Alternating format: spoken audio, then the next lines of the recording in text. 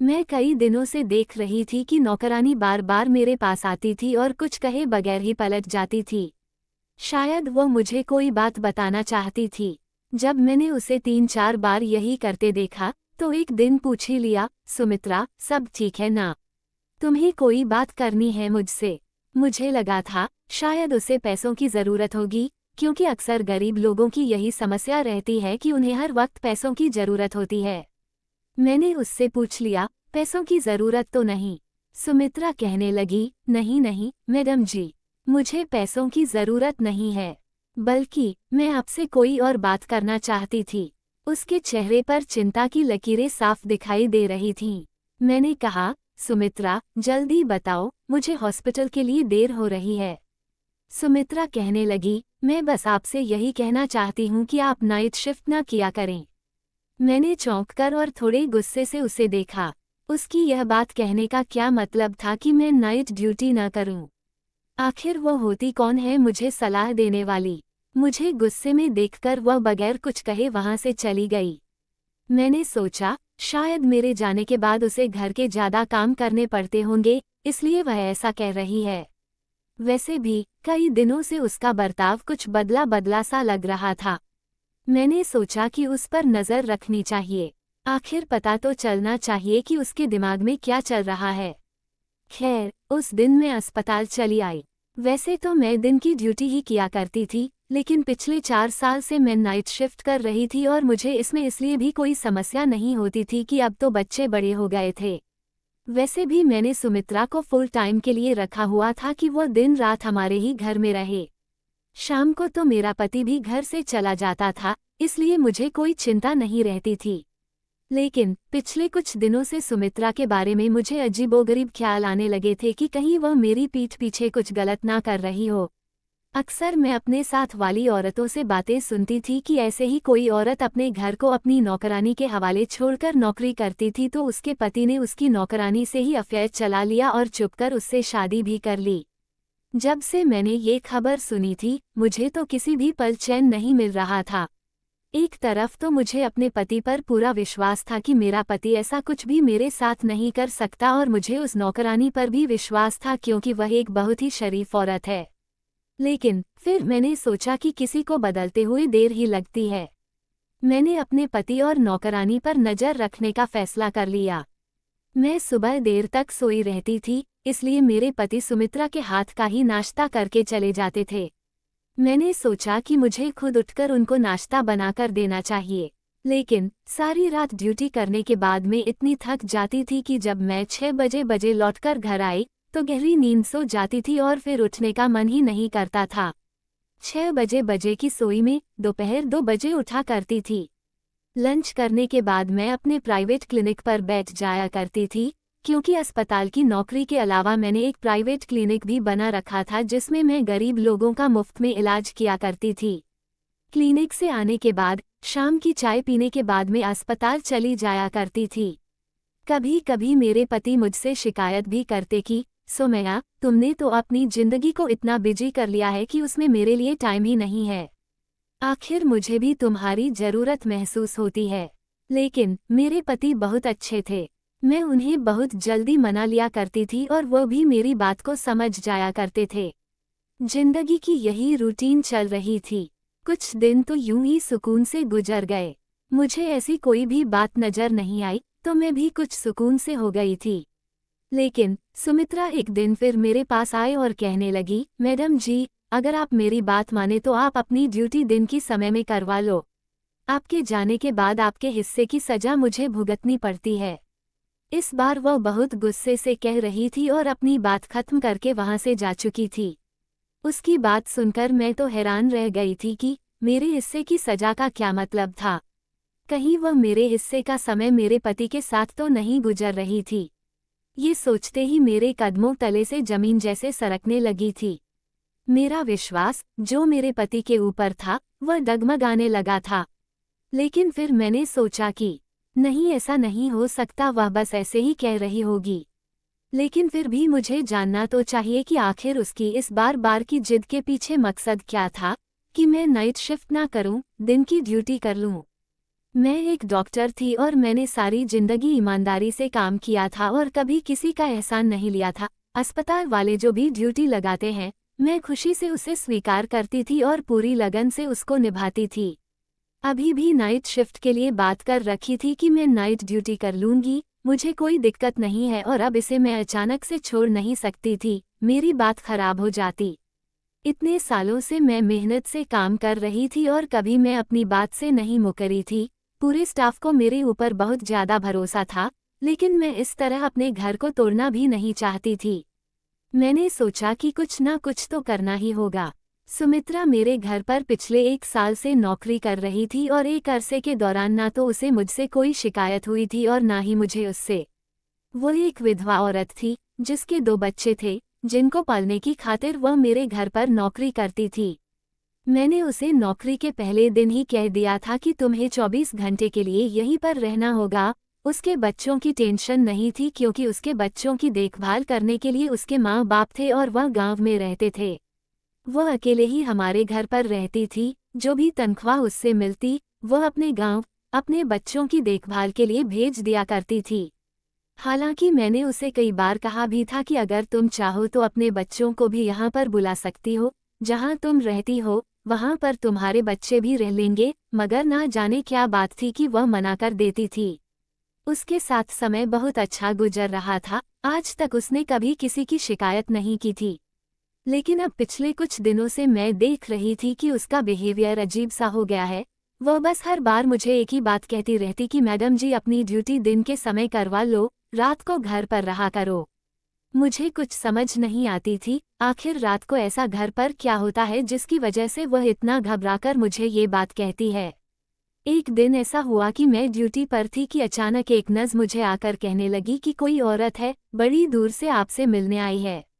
मैंने पूछा क्या वह कोई मरीज है, क्योंकि इस वक्त मेरी ड्यूटी इमरजेंसी में थी। तो वह कहने लगी नहीं, वह आपकी कोई रिश्तेदार है। मैं हैरान होते हुए बाहर आई कि मेरी कौन सी रिश्तेदार इस वक्त मुझसे मिलने अस्पताल आ सकती है।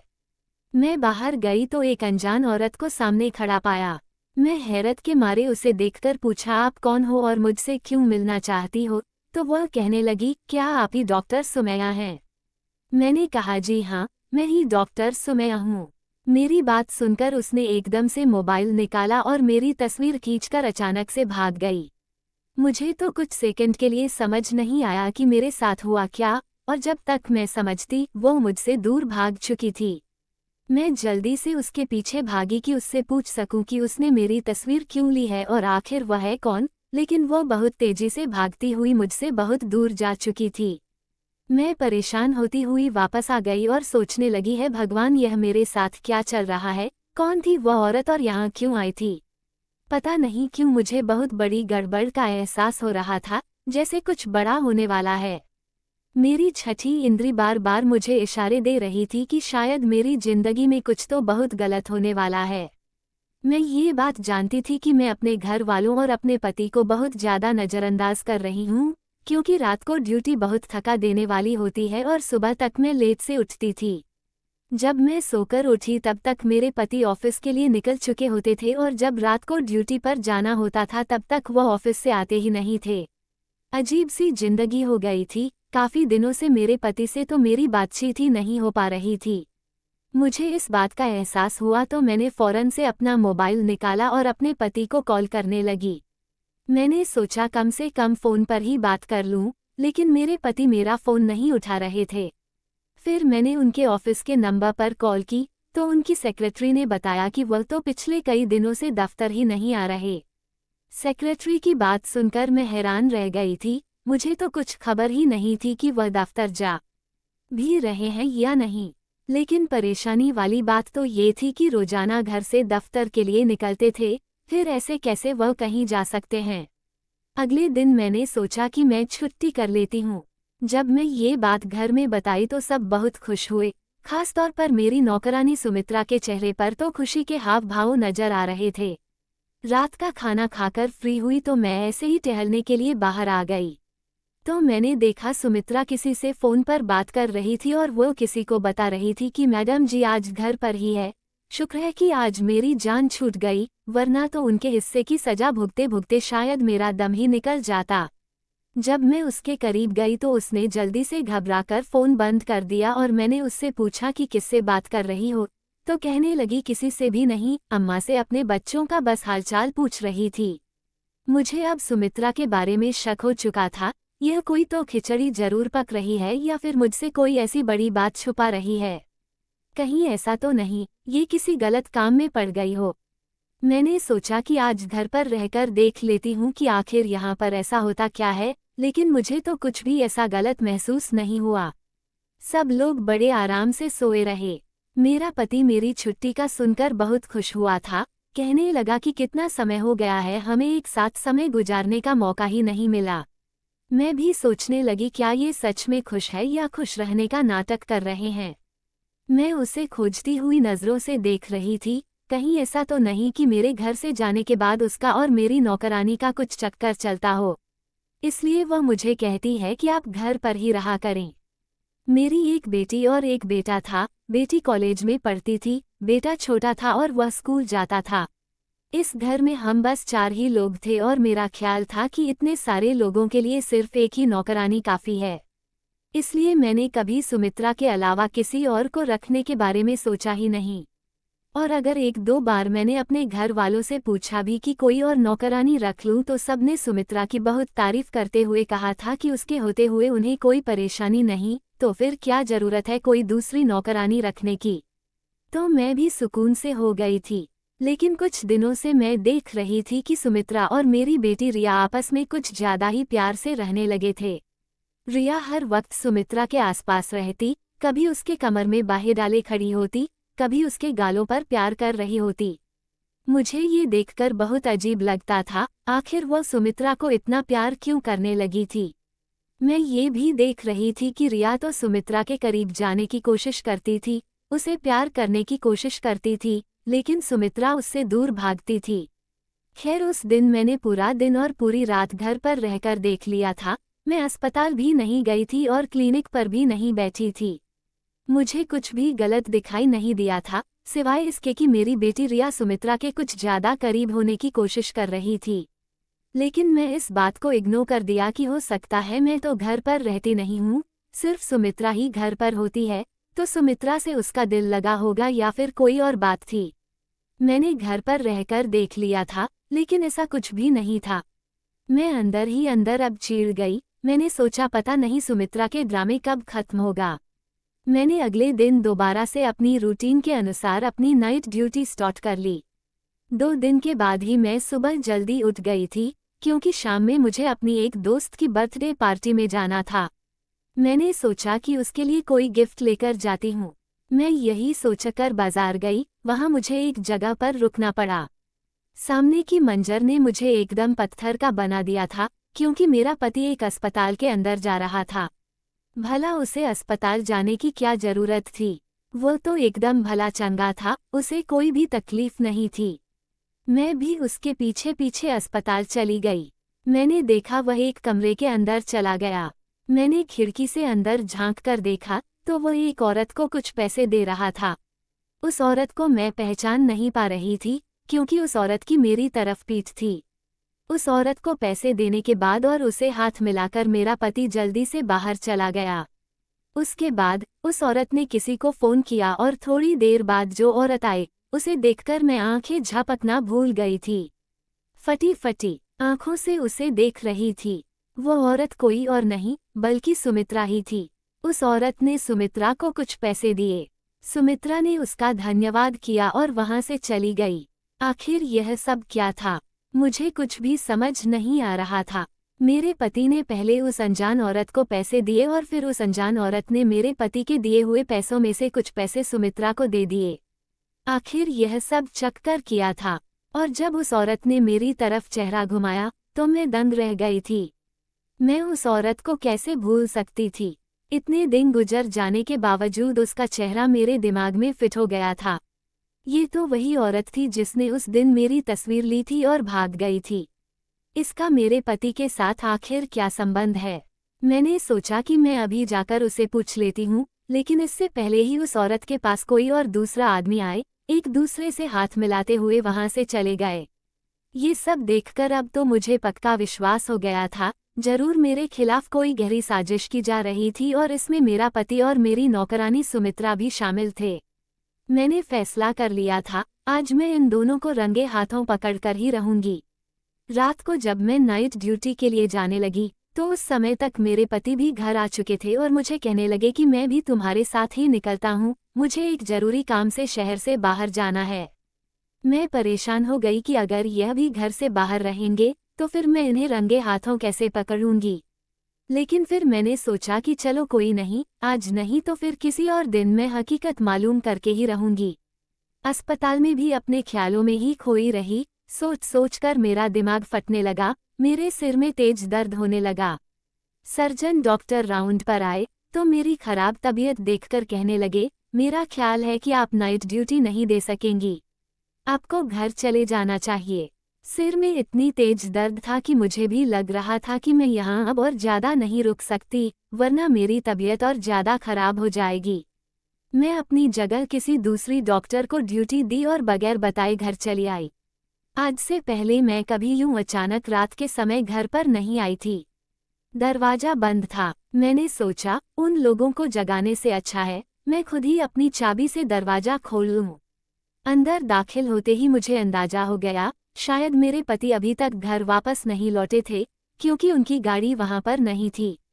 मैं अपने कमरे की तरफ बढ़ने लगी थी कि अचानक मुझे चीख की आवाज सुनाई दी। आवाज ऊपर से आ रही थी। मैं भागते हुए ऊपर गई तो चीख की आवाज अभी भी मेरी छोटी बेटी के कमरे से आ रही थी। मैंने आगे बढ़कर दरवाजा खोलने लगी। एकदम से दरवाजा खोल दिया। सामने का मंजर देखकर तो मेरी खुद की चीखें निकल गईं, क्योंकि वह मंजर ही ऐसा था जिसने मेरी रूह हिलाकर रख दिया था। मैंने देखा कि मेरी बेटी मेरी नौकरानी को बुरी तरह से पीट रही थी और वह चीख की आवाज भी मेरी नौकरानी सुमित्रा की ही थी। मैं जल्दी से आगे बढ़कर उसे हटाया तो वह भी मुझे देखकर परेशान हो गई। सुमित्रा जल्दी से मुझे देखकर मेरे पास आए और मेरे पीछे छुप गई। कहने लगी, मैं इसीलिए तो आपको कहती थी कि आप नाइट शिफ्ट न किया करें, क्योंकि फिर आपके जाने के बाद मेरे साथ ऐसा ही होता है। और यह आज से नहीं बल्कि कई दिनों से हो रहा है। मैंने अपनी बेटी को गुस्से से देखते हुए पूछा कि आखिर तुम सुमित्रा को क्यों मार रही हो? आखिर उसने ऐसा क्या किया है जो तुम यूं उसकी बुरी तरह से पीट रही थी? तो मेरी बेटी ने आगे बढ़कर मुझे भी एक जोर का धक्का दिया। कहने लगी, आप हम माँ बेटी के बीच में मत बोलें। आप जो भी हैं यहाँ से चले जाएं। उसकी हालत अजीब सी हो रही थी। मैं फटी फटी आंखों से अपनी बेटी को देख रही थी। वो ये क्या बक रही थी। मैंने कहा, ये तुम क्या कह रही हो? मैं तुम्हारी माँ हूँ, ये तुम्हारी माँ नहीं। मुझे लग रहा था जैसे वो अपने होशो हवास में नहीं है। दूसरी तरफ सुमित्रा बहुत बुरी तरह से डरी हुई थी। उधर रिया की हालत भी खराब होने लगी थी। वो गुस्से के मारे कमरे का सामान इधर उधर फेंकने लगी थी। मुझे लगा कि कहीं वह अपने आप को नुकसान न पहुंचा ले। मैंने जल्दी से अपने साथ लाए बैग में से नींद का इंजेक्शन निकाला और रिया को लगा दिया। वो अब सुकून से बेड पर लेटी हुई सो रही थी। मैं इस सब सूरत हाल से बहुत ज्यादा परेशान हो चुकी थी। सुमित्रा अलग डरी डरी सी खड़ी हुई थी।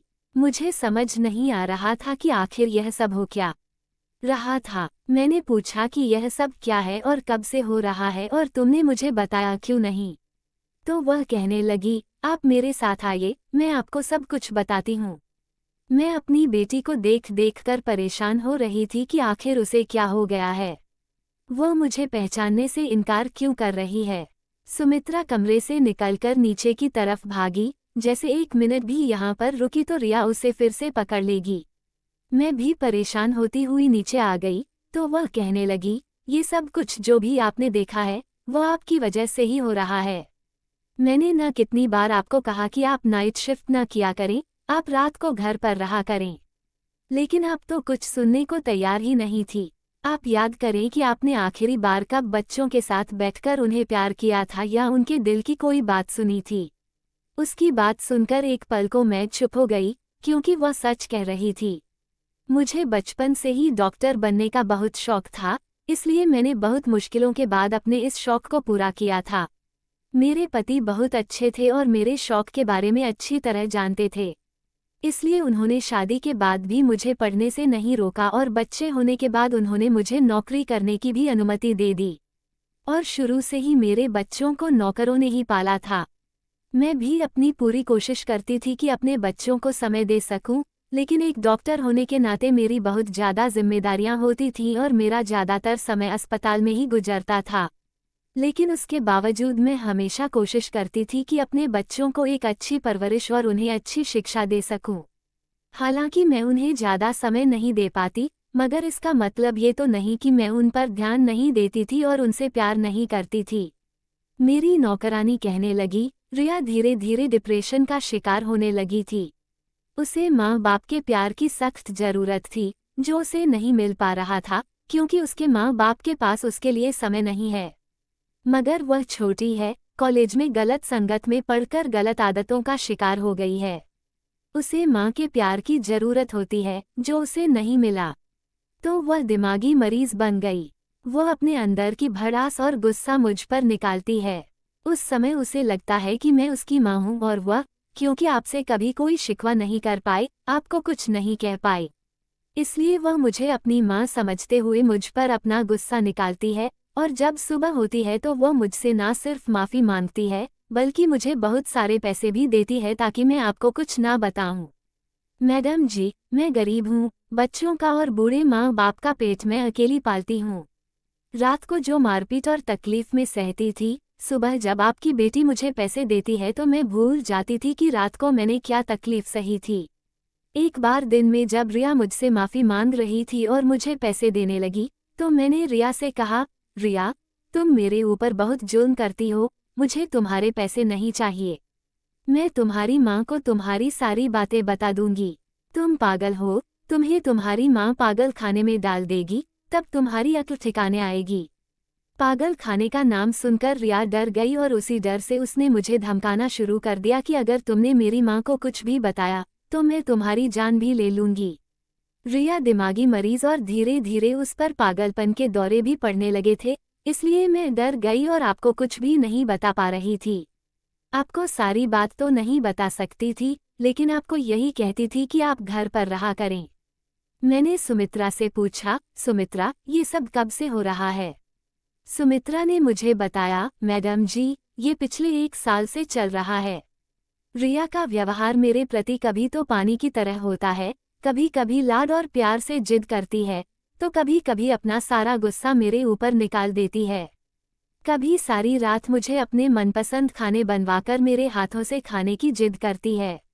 वो सब कुछ जो एक बेटी अपनी माँ से चाहती है, वो मुझसे कहती थी कि मैं उसकी माँ बनने का नाटक करूं, उसे वह सब खुशियाँ दूं जो एक माँ अपने बच्चों को देती है। और जब मैं उसकी जिद पूरी करने से मना कर देती, तो वह गुस्से से पागल हो जाती है और मुझे पीटने लगती है। सुमित्रा की बातें सुनकर मुझे अब समझ आया कि सुमित्रा क्यों कहती थी कि मैडम जी, आपके हिस्से की सजा मुझे भुगतना नहीं पड़ती है, क्योंकि शायद वह सारा गुस्सा मेरे लिए होता था जो मेरी बेटी सुमित्रा पर निकाल देती थी। मैं तो कभी सोच भी नहीं सकती थी कि मेरे बच्चों के साथ यह सब चल रहा होगा। लेकिन मेरे पति का उस दिन उस औरत से मिलने का क्या प्लान था जिसने मेरी तस्वीर खींची थी, और यह सब सुमित्रा के अलावा और कोई नहीं बता सकता था। मैंने फौरन उससे पूछा तो वह कहने लगी, मैडम जी, आप तो मेरी कोई भी बात सुनने को तैयार ही नहीं थीं। तो मैं आपकी बेटी की जो भी हालत थी, वह आपके पति को बता दिया। उन्होंने एक डॉक्टर से बात की और अपनी बेटी की पूरी हालत के बारे में उस डॉक्टर को बताया और डॉक्टर से विनती भी कि किसी तरह मेरी बेटी को ठीक कर दें। आपके पति नहीं चाहते थे कि आपको सारे मामले के बारे में पता चले और आप गिल्टी फील करें। वह औरत वही साइकेट्रिस्ट थी। आपके पति ने उस साइकेट्रिस्ट से हाथ जोड़कर विनती की थी कि मेरी पत्नी को इस बारे में कुछ नहीं पता चलना चाहिए। वह भी एक डॉक्टर है और दिन रात लोगों की सेवा करती है। आपके पति कह रहे थे, मैं चाहता हूं कि मेरी पत्नी यह सब कुछ जानने से पहले ही मेरी बेटी ठीक हो जाए। उस डॉक्टर ने आपके हॉस्पिटल का एड्रेस ले लिया था और उस दिन भी आपके पति उस डॉक्टर को उसकी फीस दे रहे थे। मैं डॉक्टर की मदद कर रही थी। वह जब भी मुझे अपने क्लिनिक बुलाती, मैं चली जाती थी और वह मुझे आपकी बेटी के बारे में सवाल जवाब करती थी। इसलिए उसने उस दिन मुझे भी कुछ पैसे दिए थे। उस दिन आपने हमें देख लिया होगा। एक दिन उस डॉक्टर ने मुझे बताया था कि मैं तुम्हारी मालकिन की कुछ तस्वीरें ली है। मुझे हैरत हुई। मैंने उस डॉक्टर से पूछा कि आपने मेरी मालकिन की तस्वीर क्यों ली है, तो वो डॉक्टर कहने लगी, इसलिए ताकि मैं तुम्हारी मालकिन को शक में डालना चाहती थी।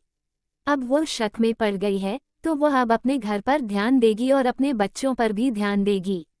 उसे लगेगा कि जरूर कुछ ना कुछ खिचड़ी मेरे घर में पक रही है और वह अपने घर पर ध्यान देने लगेगी। मैं तुम्हारी मालकिन को सब कुछ नहीं बता सकती, क्योंकि तुम्हारे मालिक ने मुझे कुछ भी बताने से मना कर रखा है। लेकिन इस तरह शक में पड़कर वह कुछ तो अपने बच्चों पर ध्यान देगी। सुमित्रा की सारी बातें सुनकर मुझे सब कुछ समझ आ गया था। मेरा सिर शर्मिंदगी से झुक गया था। अपने शौक को पूरा करते करते मैं अपने बच्चों और अपने परिवार को इग्नोर कर बैठी थी। मेरे 2 बच्चे थे और कैसे पले बड़े, मुझे कुछ होश नहीं था।